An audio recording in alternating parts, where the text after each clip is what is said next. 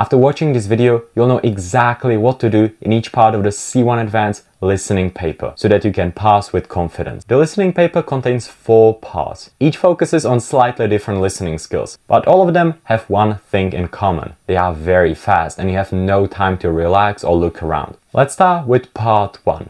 In this one, you will hear 3 short recordings, each paired with 2 questions with 3 options. You will hear each recording twice and you must choose the correct option. Only one answer is correct in each question. You'll always be given like 15-20 seconds before each recording starts to look at the questions. So make use of that time. Look at the questions, maybe underline key points, but you won't have much time, so do it very quickly, very briefly. Don't panic if you don't get the right question during the first listening. That's why there's the second one, to check your answers and help you decide. But during the first listening, you should always eliminate at least one answer in each question, because then that will really help you in listening number 2. But even if you don't get it, just guess. There are no minus points for wrong answers. But after the recording's done, for example for the first 2 questions, quickly move on to the second pair, because you can't pause listening. If you get stuck on one question, then you will be already late for the next one. So keep that in mind. By the way, if you feel lost or you don't really know what to do in your preparation,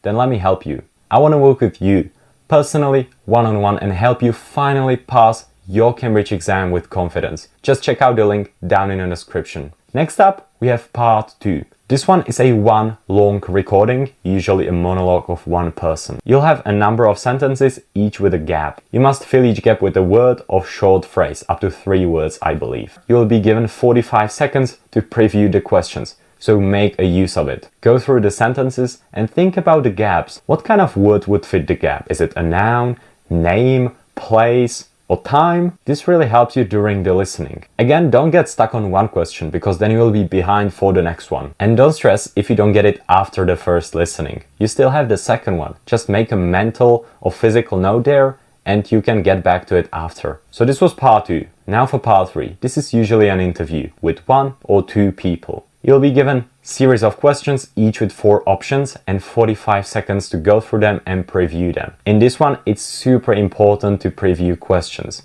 I can't emphasize this enough, because the questions are usually not very simple and the answers are actually quite long to read. So read through them properly, underline keywords, nouns, verbs, anything specific, so that when you listen, it's much easier to find correct answers. Again, you'll have 2 listenings, so don't worry if you don't get it on the first one, and focus on the tone and overall attitude of speakers, because they will never say the exact same thing that's in the options. They will always use synonyms. And lastly, listening part 4, arguably the most difficult part of them all. This one's scary because you will be given 2 different tasks, but just one listening.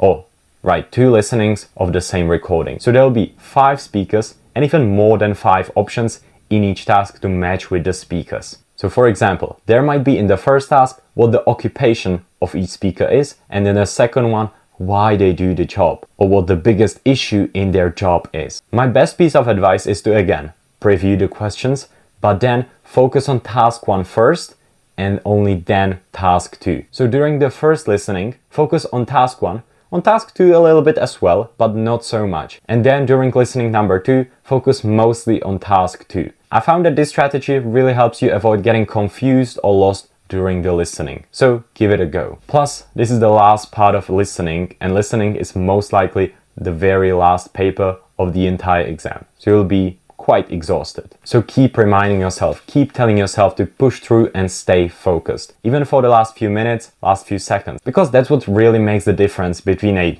okay score and a very, very high score. So these were my best tips and pieces of advice for listening. But if you want more personalized help with listening or any other part of the exam, then just click the link down in the description to my Cambridge Confidence program. Check it out and you can work with me personally, one-on-one, to help you achieve your Cambridge exam success. That's it, and I'll see you in the next video. Bye bye.